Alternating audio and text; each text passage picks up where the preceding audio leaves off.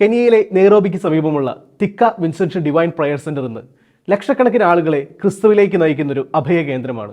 കഴിഞ്ഞ 26 വർഷമായി ആഫ്രിക്കൻ ജനതയുടെ ജീവിതം ക്രിസ്തുവിലേക്ക് നയിച്ച മലയാളി വൈദികനായ ഫാദർ ബിജു വള്ളിപ്പറമ്പിൽ VC-യാണ് ഈ ധ്യാന കേന്ദ്രത്തിന്റെ ഡയറക്ടർ. കൂരിരുൾ മൂടിയ ഹൃദയങ്ങളെ തൂമഞ്ഞ് പോലെ മൃദുവാക്കിയ ബിജു അച്ഛൻ്റെ വാക്കുകൾ അനേകർക്ക് എന്നും ഒരു വഴിവിളക്കാണ്. ഒരിക്കൽ ലഹരിക്ക് അടിമയായതിന്റെ പേരിൽ യൂണിവേഴ്സിറ്റിയിൽ നിന്ന് പുറത്താക്കപ്പെട്ട ഒരു യുവാവിനോട് രക്ഷാകർത്താവിനെയും കൂട്ടി കോളേജിലെത്താൻ അധികൃതർ നിർദ്ദേശിച്ചു. അവന് ആകെ അമ്മ മാത്രമേ ഉള്ളൂ. അമ്മയെയും കൂട്ടി കോളേജിലേക്കുള്ള യാത്രക്കിടയിൽ ഒരു വാഹനം തട്ടി അമ്മ മരണമടയുന്നു. അതോടെ ധ്യാന കേന്ദ്രത്തിലേക്ക് തിരിച്ചു നടന്ന യുവാവ് ഇന്ന് തന്റെ ജീവിത സാക്ഷ്യത്തിലൂടെ പതിനായിരങ്ങളെ ക്രിസ്തുവിലേക്ക് ആകർഷിക്കുന്നു. ആഫ്രിക്കൻ രാജ്യങ്ങളായ ടാൻസാനിയ, റുവാണ്ട, കെനിയ എന്നിവിടങ്ങളിലെ സുവിശേഷ പ്രവർത്തനങ്ങളിലൂടെ കൈവന്ന ബിജു അച്ഛൻ്റെ ജീവിതാനുഭവങ്ങൾ നമുക്ക് കേൾക്കാം.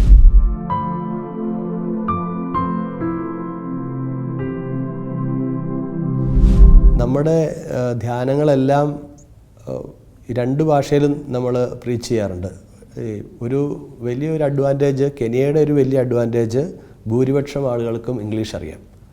ഇപ്പം പ്രായമായിട്ടുള്ള ആളുകൾക്ക് പോലും ഇംഗ്ലീഷ് അറിയാം. എങ്കിൽ പോലും നമ്മൾ ആളുകൾക്ക് കൂടുതൽ താല്പര്യം നമ്മൾ ഒന്നെങ്കിൽ ഇങ്ങനെ മിക്സ് ചെയ്ത് പറയുക, ഇംഗ്ലീഷും സ്വഹിലി മിക്സ് ചെയ്ത് പറയാം. ഞങ്ങളുടെ അച്ഛന്മാരൊരു എല്ലാവർക്കും തന്നെ സ്വഹിലി ഭാഷ അറിയാം. അതുകൊണ്ട് തന്നെ സ്വഹിലി ഭാഷയിൽ നമ്മൾ സംസാരിക്കും, പ്രീച്ച് ചെയ്യും. അതുപോലെ തന്നെ ഇംഗ്ലീഷ് അതോടൊപ്പം കൂട്ടി നമ്മൾ സംസാരിക്കും.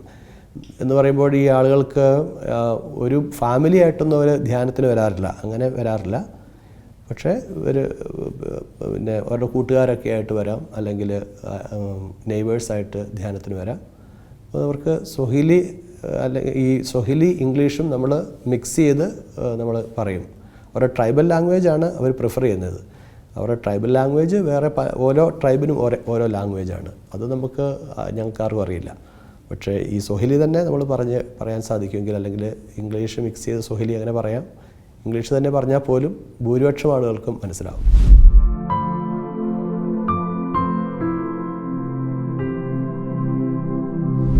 ഒത്തിരി കാര്യങ്ങളുണ്ട് അങ്ങനെ എന്ന് പറഞ്ഞാൽ അവരുടെ ജീവിതത്തിൽ നല്ലൊരു കൺവേർഷൻ സംഭവിക്കുന്നത് നമ്മൾ കണ്ടിട്ടുണ്ട്. ഒത്തിരി കൺവേർഷൻസ്, പ്രത്യേകിച്ച് യൂത്തിൻ്റെ ഇടയിൽ ഡ്രഗ്സിന് അഡിക്റ്റായിട്ടുള്ള യൂത്തിനെയൊക്കെ മാതാപിതാക്കൾ കൊണ്ടുവരാറുണ്ട്. യൂത്ത് എന്ന് പറയുമ്പോൾ അവരുടെ പ്രായം 15 വയസ്സ്, 16 വയസ്സ് അല്ലെങ്കിൽ 13 വയസ്സൊക്കെയുള്ള പിള്ളേർ, ഡ്രഗ്സിന് അഡിക്റ്റായിട്ടുള്ള പിള്ളേർ മാതാപിതാക്കൾ കൊണ്ടുവന്ന് ധ്യാനം കൂടി കഴിഞ്ഞ് ഒരു കംപ്ലീറ്റ് അതിൽ നിന്ന് മോചനം പ്രാപിക്കുന്നതും, അതുപോലെ തന്നെ അല്ലാതെയുള്ള യൂത്ത് തന്നെ. ഇപ്പോൾ ഒരു സംഭവം ഞാൻ ഓർക്കുന്നത്, യങ് ആയിട്ടുള്ള അവൻ യൂണിവേഴ്സിറ്റി പഠിക്കുന്നതാണ്. അവൻ ഡ്രഗ് അഡിക്റ്റ് ആയതുകൊണ്ട് യൂണിവേഴ്സിറ്റിയിൽ നിന്ന് അവിടുന്ന് അവനെ ഡിസ്മിസ് ചെയ്തു. അപ്പോൾ ഇവൻ്റെ അമ്മയെ വിളിച്ചുകൊണ്ട് വരാൻ പറഞ്ഞു. അപ്പോൾ ഇവൻ്റെ അമ്മ വരുന്ന വഴിക്ക് കാറ് തട്ടി അമ്മ മരിച്ചു ഓൺ ദ സ്പോട്ടിൽ. അതിനുശേഷം ഇവന് ഭയങ്കര സങ്കടമായി. ഇവൻ നമ്മുടെ ധ്യാന സെൻറ്ററിൽ വന്ന് ധ്യാനം ഒരു 3 ധ്യാനമെങ്കിലും കൂടിയിട്ടുണ്ടാവും. വർഷങ്ങളായിട്ട് അവനിങ്ങനെ ഡ്രഗ്സ് എടുത്തുകൊണ്ടിരുന്ന ആളാണ്. അപ്പം ദൈവവചനം അവനെ തൊട്ടു. അങ്ങനെ ആ ഒരു ധ്യാനങ്ങളിലൂടെ ഇവൻ്റെ ജീവിതം മുഴുവൻ മാറി. പിന്നീട് അവൻ യൂണിവേഴ്സിറ്റിയിലേക്ക് തിരിച്ചുപോയി അവൻ്റെ പഠനമൊക്കെ പൂർത്തിയാക്കി. ഇപ്പോഴാണെങ്കിലും അവൻ അവിടെ ധ്യാനത്തിനൊക്കെ വരുന്നുണ്ട്. എന്ന് പറഞ്ഞാൽ കംപ്ലീറ്റ് ഡ്രഗ്സ് എടുക്കുന്ന ആ ഒരു ദുശീലം മാറ്റി എന്നുള്ളതാണ്. ഇങ്ങനെ ഒരുപാട് മിറക്കിൾസ് എന്ന് പറഞ്ഞു കഴിഞ്ഞാൽ കൺവേർഷൻസ് സംഭവിക്കുന്നുണ്ട്.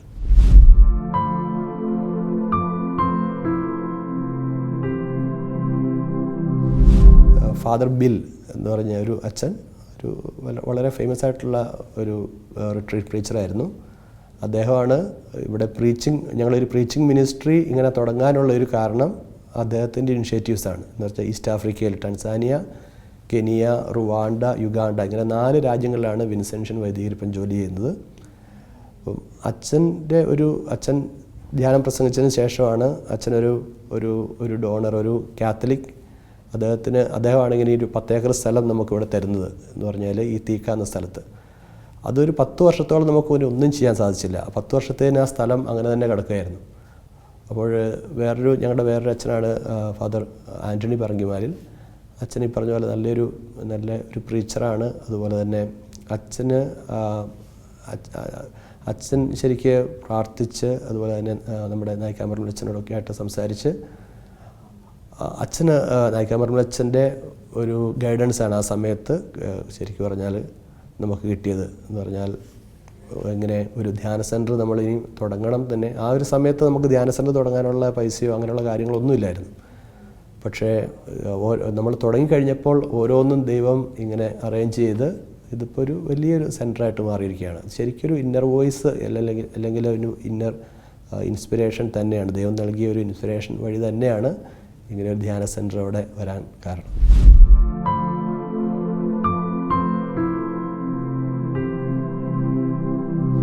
കെനിയയിൽ ഏകദേശം 28 ഡയോസിസാണുള്ളത്. എന്ന് പറഞ്ഞാൽ കാത്തലിക് ഡയോസിസ് രൂപതകൾ. അപ്പം എല്ലാ രൂപതകളിൽ തന്നെ നമ്മൾ ആഫ്രിക്കൻ അച്ഛന്മാർ ഒത്തിരി പേരുണ്ട്. ആഫ്രിക്കൻ അച്ഛന്മാർ അവർ ഭംഗിയായിട്ട് ചെയ്യുന്ന ഒത്തിരി സ്ഥലങ്ങളുണ്ട്. എന്ന് പറഞ്ഞാൽ വളരെ കമ്മിറ്റഡായിട്ട് ജോലി ചെയ്യുന്ന വൈദികരുണ്ട് അവിടെ. അതുപോലെ തന്നെ സന്യസ്തർ, അവരുടെ ഒരു ഹാർഡ് വർക്ക് അതാണൊരു മെയിനായിട്ടുള്ളത്. അപ്പം നമ്മളെ സംബന്ധിച്ചിടത്തോളം ഈ ഒരു ധ്യാന സെൻറ്ററും ഞങ്ങൾക്കൊരു ധ്യാന സെൻറ്റർ ഈ പറഞ്ഞത് ഇതൊരു റെസിഡൻഷ്യൽ സെൻറ്ററാണ്. അതുപോലെ ഒരു പ്രെയർ ഹൗസ് ഉണ്ട് നമുക്ക് ലാവിങ്ടൺ, അത് നെയ്റോബി ടൗണിൽ തന്നെയാണ്. മറ്റൊരു സെൻറ്റർ ഉള്ളത് നമുക്ക് കിസുമു എന്ന് പറഞ്ഞ ഒരു സ്ഥലത്ത്, അവിടെ അതൊരു പ്രെയർ സെൻറ്ററാണ്. അതുപോലെ മിഷണറിമാരെ ഇവർ പ്രത്യേകിച്ച് ബിഷപ്പുമാർ വിളിക്കുന്നുണ്ട്. ഒത്തിരി മിഷണറീസിനെ അവർ എൻകറേജ് ചെയ്യുകയും അതുപോലെ തന്നെ അവരെ ഇൻവൈറ്റ് ചെയ്യുന്നുണ്ട് ഒത്തിരി പേരെ. മിഷണറീസിൻ്റെ ഒരു സാന്നിധ്യം അത് ഈ ആഫ്രിക്കൻ സഭകളെ എല്ലാം തന്നെ ആഫ്രിക്കൻ സഭയിൽ ഈ ഒരു വിശ്വാസം വളരുവാൻ കാരണമായിട്ടുണ്ട്. അതാണ് ഒരു പ്രധാന കാരണം. പിന്നെ ഇതുപോലെയുള്ള ധ്യാന സെൻറ്ററുകൾ ഇതും ഇപ്പോൾ ആളുകളെ ഒത്തിരിയധികം, കാരണം ഈ ഇടവക പള്ളി എന്ന് പറയുമ്പോൾ ഇടവകയിൽ ഇവർക്കിപ്പോൾ ഒരു ഞായറാഴ്ച ഹോമിലി ഒരു 10 മിനിറ്റ് 15 മിനിറ്റ് മാക്സിമം അത്രയൊക്കെ അവർക്ക് കിട്ടുന്നുള്ളൂ. പക്ഷെ അതെല്ലാം കഴിഞ്ഞ് ഇങ്ങനെ ഒരു ധ്യാന സെൻറ്ററിലേക്ക് വന്നു കഴിയുമ്പോഴേക്കും അവർക്ക് ആവശ്യത്തിന് വചനം കിട്ടുന്നു. ആ വചനം അവർക്ക് കൊടുത്തു കഴിയുമ്പോൾ അതനുസരിച്ച് അവരുടെ ആധ്യാത്മിക ജീവിതത്തിൽ ഉള്ള ഉയർച്ച അല്ലെങ്കിൽ വളർച്ചയൊക്കെ നമുക്ക് കാണാൻ സാധിക്കും. ചുരുക്കി പറഞ്ഞാൽ മിഷണറീസിൻ്റെ സാന്നിധ്യം തന്നെയാണ് ഈ ഒരു ആഫ്രിക്കൻ സഭയെ ഇങ്ങനെ നിലനിർത്താനുള്ള ഒരു കാരണം. അതുപോലെ തന്നെ ഇപ്പോൾ ലോക്കൽസ് ഒത്തിരി പേര്, ഇപ്പോൾ നമ്മുടെ കോൺഗ്രിഗേഷനാണേലും 5 പേര് ആഫ്രിക്കൻ അച്ഛന്മാർ ഉണ്ട്, ഓൾറെഡി 5 പേരുണ്ട്. 70-ലധികം സ്റ്റുഡൻസ് അച്ഛന്മാരാകാനായിട്ട് പഠിക്കുന്നുണ്ട്. അപ്പോൾ ഈ ഒരു കാര്യസം ആ ഒരു മണ്ണിൽ കുറച്ച് കഴിയുമ്പോഴേക്ക് ഇത് റൂട്ടഡാകും. അങ്ങനെ ഒരു ഭാവി എന്ന് പറയുമ്പോൾ ഭാവിയിൽ നമുക്ക് ഈ ആഫ്രിക്കൻ സഭയിൽ വീണ്ടും വളർച്ച ഉണ്ടാകാനുള്ള സാധ്യത ഏറെയാണ്.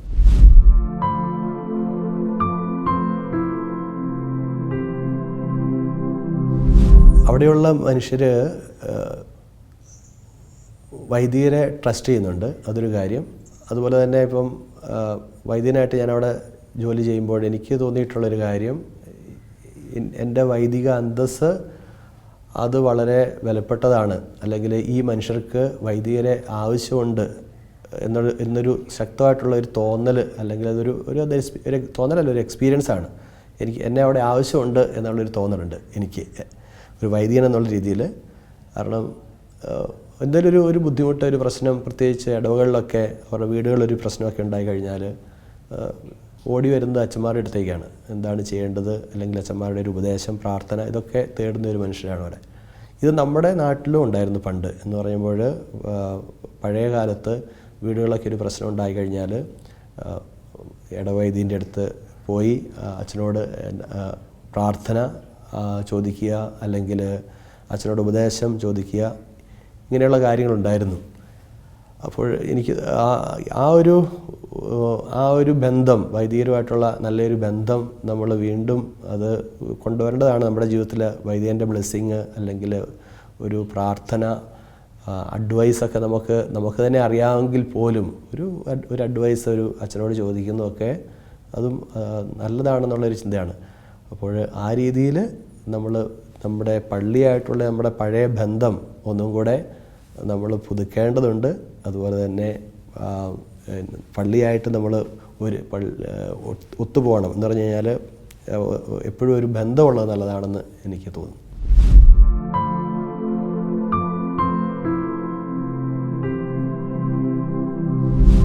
Baba yetu uliye mbinguni, jina lako litukuzwe, ufalme wako ufike, utakalo lifanyike duniani. Utupe leo mkate wetu wa kila siku, utusamehe makosa yetu kama tunavyosamehe na sisi waliotukosea, usitie katika kishawishi, lakini utuopoe maovuni. Amina. ദൈവത്തോട് നന്ദി മാത്രമേ പറയാനുള്ളൂ. കാരണം ഇത്രയും വലിയൊരു ദൈവം വലിയൊരു കരുണയാണ് കാണിച്ചത്. കാരണം എന്നെക്കുറിച്ച് തന്നെ ഞാൻ ചിന്തിക്കുകയാണെങ്കിൽ ഇതിനുള്ള യാതൊരു യോഗ്യത എനിക്കില്ല. പക്ഷേ ദൈവം എന്നെ തിരഞ്ഞെടുത്തു ആഫ്രിക്കയിലൊരു മിഷണറി ആയിട്ട്. അതോടൊപ്പം ആവശ്യത്തിലധികം ശുശ്രൂഷ നൽകി അനുഗ്രഹിച്ചു. അതുപോലെ ദൈവത്തിൻ്റെ കരം എപ്പോഴും നമ്മുടെ ജീവിതത്തിൽ നമുക്ക് കാണാൻ സാധിക്കുന്നുണ്ട്. കാരണം ഇങ്ങനെ ഒരു സ്ഥലത്ത് ജോലി ചെയ്യണമെങ്കിൽ ദൈവത്തിൻ്റെ സാന്നിധ്യം ഇല്ലാതെ നമുക്ക് സാധിക്കില്ല. ദൈവത്തിൻ്റെ സാന്നിധ്യം ഒരു വിധത്തിൽ അല്ലെങ്കിൽ മറ്റൊരു വിധത്തിൽ എപ്പോഴും എനിക്ക് അനുഭവിക്കാൻ സാധിക്കുന്നുണ്ട്.